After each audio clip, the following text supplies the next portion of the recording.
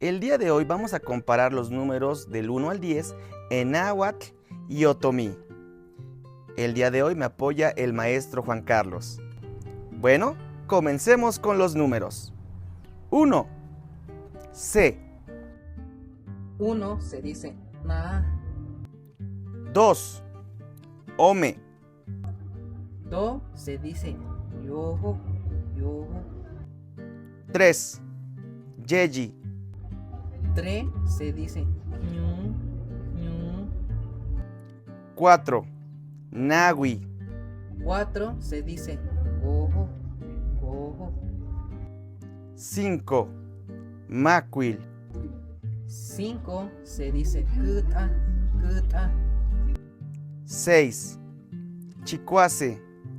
6 se dice rasto, rasto, 7. Chicome. 7 se dice yosto, yosto, 8. Chicuelli. 8 se dice ñasto, ñasto, 9. Chignahui. 9 se dice gusto, gusto, 10. Mahtlact.